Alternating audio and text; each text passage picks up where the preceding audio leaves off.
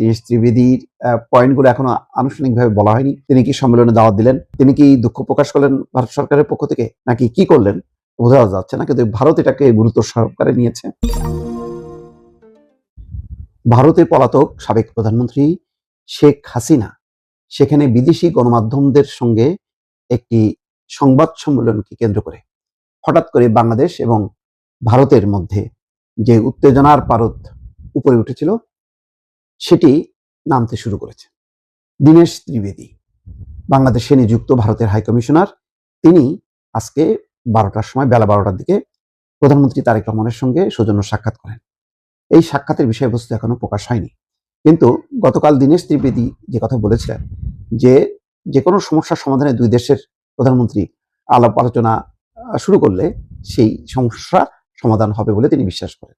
তার মানে বোঝা যাচ্ছিল বাংলাদেশ যে যথেষ্ট ফুলে আছে, ক্ষোভে বেশ উত্তপ্ত হয়ে আছে।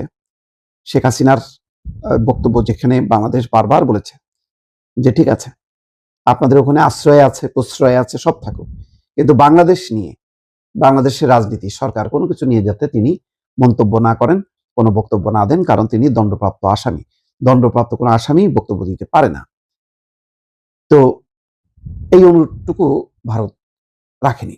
ভারত কেবলমাত্র সশরীরে তার উপস্থিতিটা বন্ধ করেছে, কিন্তু অডিওতে তিনি যে সংবাদ সম্মেলনের সাথে যুক্ত ছিলেন সেখানে তিনি তার বক্তব্য দিয়েছেন লম্বা সময় ধরে। এর ফলে একটা পরিস্থিতি তৈরি হয়েছে, বাংলাদেশের এই অনুরোধ না রাখার কারণে বাংলাদেশ তীব্র প্রতিবাদ করেছে, এবং প্রতিবাদের প্রতিটি ভাষা, প্রতিটি বাক্য ছিল অত্যন্ত কঠোর, এবং এতেই বোঝা যাচ্ছিল যে বাংলাদেশ কতখানি ক্ষুব্ধ এই ঘটনায়। তো ভারত দুই দফা বক্তব্য দিয়েছে, বলেছে যে শেখ হাসিনার বক্তব্য ভারত সমর্থন করে না। রণধীর জয়সওয়াল দিল্লিতে তিনি পররাষ্ট্র মন্ত্রণালয়ের মুখপাত্র হিসেবে বক্তব্য দিয়েছেন দুই দফা, কিন্তু তাতেও কাজ হয়নি। তাতে এটা প্রমাণ হয় না যে ভারত চাইলে শেখ হাসিনাকে বক্তব্য দেওয়া থেকে বিরত রাখতে পারত। বাংলাদেশের অনুরোধ, বাংলাদেশের সাথে প্রত্যর্পণ চুক্তি, সবকিছু মিলায় এই কাজটা অনায়াসে করতে পারত, কিন্তু করেনি।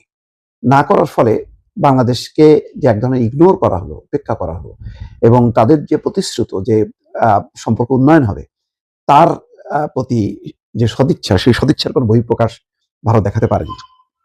ফলে বাংলাদেশও একটা রিজিড অবস্থান নিয়েছে এবং এটাকে আনচ্যালেঞ্জড যেতে দেয়নি। ফলে যা করার তাই হয়েছে। তীব্র প্রতিবাদ জানানো হয়েছে আনুষ্ঠানিকভাবে এবং অবিলম্বে প্রত্যর্পণের দাবি করা হয়েছে। এই অবস্থায় যখন ব্রিক্স সম্মেলন আগামী মাসে, যেখানে তারেক রহমানকে আমন্ত্রণ জানানো হয়েছে, সেই আমন্ত্রণে তারেক রহমান সাড়া দেবেন কিনা একেবারেই অনিশ্চিত। সেই অবস্থায় দীনেশ ত্রিবেদী এসছেন। দীনেশ ত্রিবেদীর পয়েন্টগুলো এখনো আনুষ্ঠানিকভাবে বলা হয়নি। তিনি কি সম্মেলনে দাওয়াত দিলেন, তিনি কি দুঃখ প্রকাশ করলেন ভারত সরকারের পক্ষ থেকে, নাকি কি করলেন বোঝা যাচ্ছে না, কিন্তু ভারত এটাকে গুরুত্ব সহকারে নিয়েছে। কারণ আগের দিন, গতকালকে তিনি পররাষ্ট্রমন্ত্রী খলিলুর রহমানের সঙ্গে একান্তে আধা ঘন্টা কথা বলেছেন। তো এবং পরদিন আজকে প্রধানমন্ত্রীর সঙ্গে সাক্ষাৎ। তো বোঝাই যাচ্ছে যে কিভাবে সংকটটা নিরসন করা যায়, কিভাবে একটা ইতিবাচক ধারায় সামনে নিয়ে আসা যায়, তার একটা হয়তো পদক্ষেপ নেওয়ার বিষয়ে আলোচনা করেছেন। তো দেখা যাক এখন বাংলাদেশ কি রেসপন্স করে এবং কি আলোচনা হলো, ফলাফল এখনো যেহেতু জানা যায়নি দর্শক।